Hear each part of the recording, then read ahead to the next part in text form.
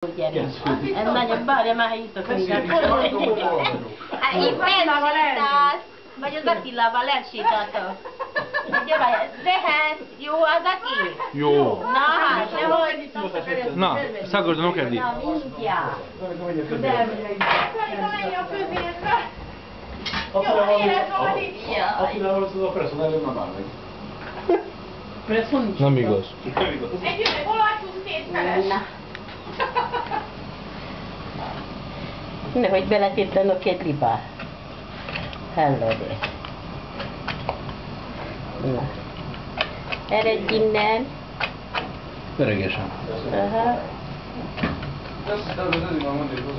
Sókolat.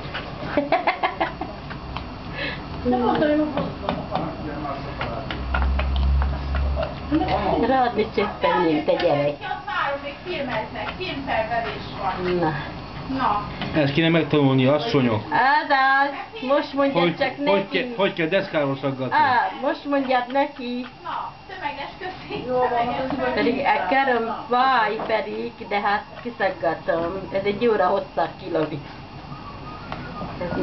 Ezelőtt nem tartott eddig. Amióta kezemmel baj van, azóta vége. Jó van.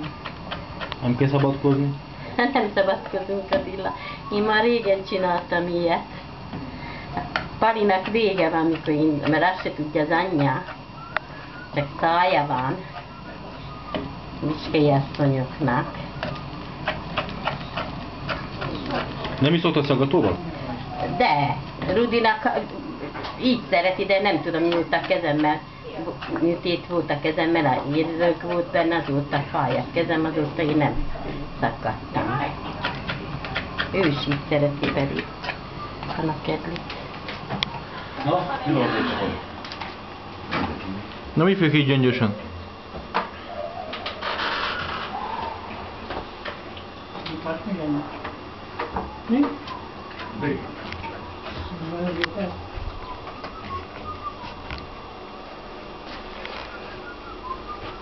Jó kemény héjú.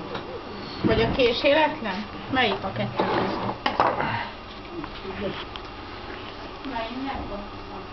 Hát nagyon sokan nem tudják. De most úgy kapja. Én nem harapott kettébe. Jó, hát ma meg... Mérgetni neki benne az egész a szám. Meg vagyunk szokva. Hát ezzel, ahhoz vagyunk szokva. Tudom, hogy Én bevegyem az egész. Júli, te Egy tudod? dinnyé. Mi? Egy dinnyé. Egy dinnyé. Csak ne olyan kicsiket nem. Jaj, ahogy kiuma. Én se tudom. Senki ez a kávé, mielőtt kiborul itt? Mit?